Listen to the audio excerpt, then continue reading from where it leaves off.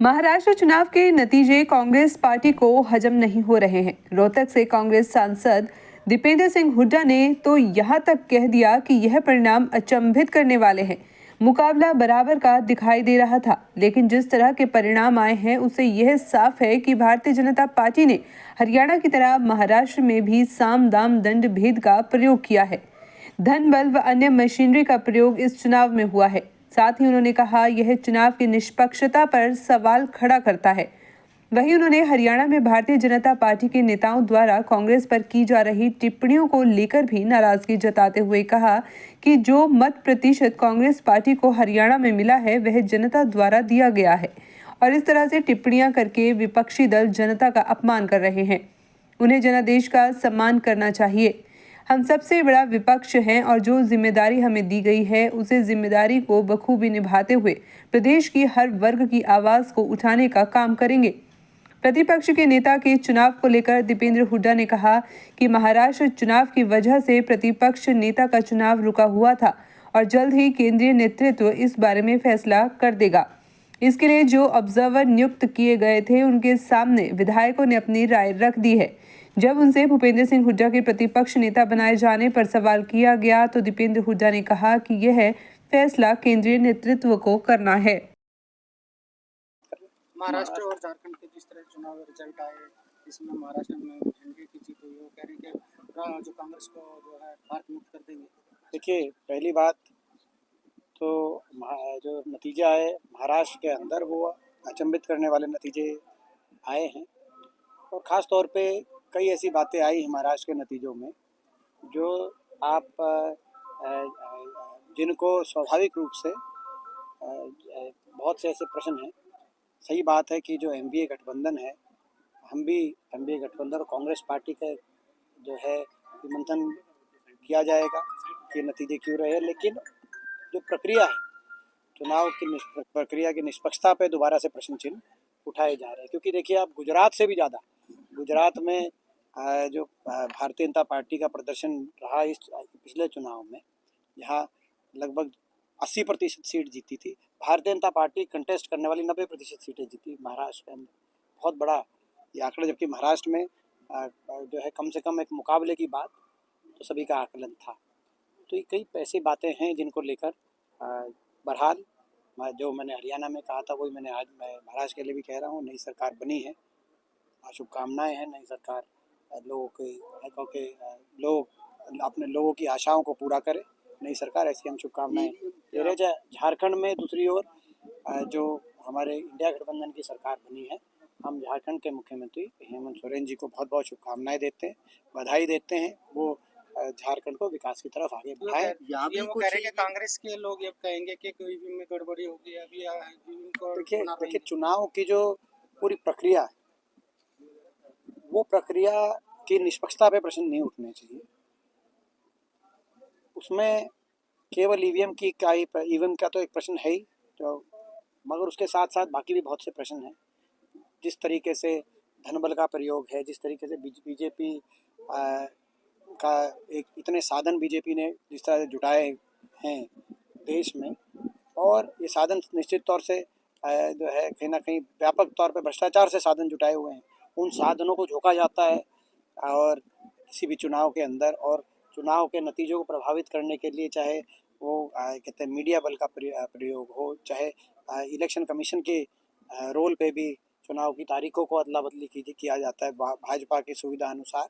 तो ऐसी कई प्रश्न चिन्ह हैं जो प्रश्न चिन्ह कि क्या इस देश में निष्पक्षता से और लेवल प्लेइंग फील्ड के साथ चुनाव की प्रक्रिया चल रही है या नहीं, इसको लेके प्रश्न चिन्ह तो उठते हैं। हाई कोर्ट में जाने का फैसला जहाँ तक हरियाणा की बात है, हरियाणा में जो मैं कह चुका हूँ पहले, हरियाणा में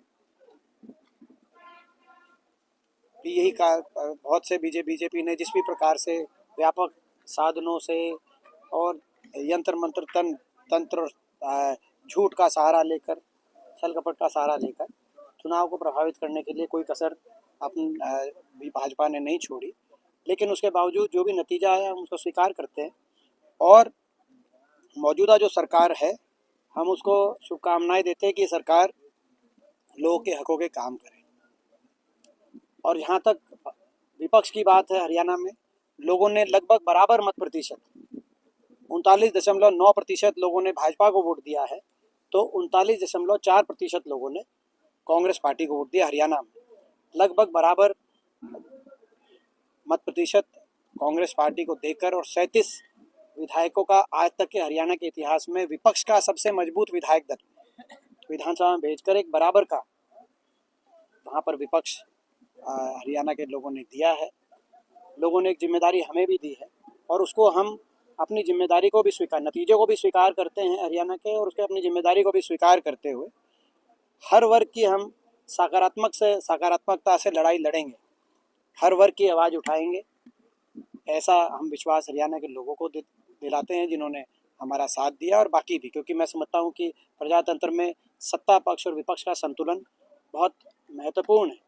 मगर जिस रूप से मैं देख रहा हूँ सरकार द्वारा और सरकार में और भारतीय जनता पार्टी के सभी नेताओं द्वारा विपक्ष पे लगातार, हरियाणा के विपक्ष पे लगातार प्रहार टिप्पणियां की जा रही हैं। मैं कहना चाहता हूं कि जो हरियाणा में लगभग 40% लोगों ने जो विपक्ष को वोट दिया है, कांग्रेस को वोट दिया है, ये उन लोगों का अपमान है। आप जिस तरीके से लगातार टोर टिप्पणियां कर विपक्ष को नकारने का काम कर रहे हैं।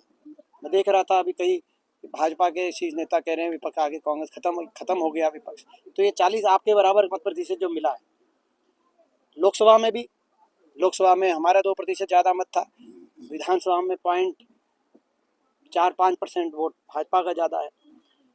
तो ये इन लोगों का भी जो है, मैं समझता हूँ कि ये इन लोगों का अपमान है। और ये महत्वपूर्ण है कि सरकार लोगों के हितों का काम करे, लेकिन सरकार भी इस बात को समझे, जनादेश, अगर इस जनादेश को हम स्वीकार करें, सरकार भी इस जनादेश को स्वीकार करे।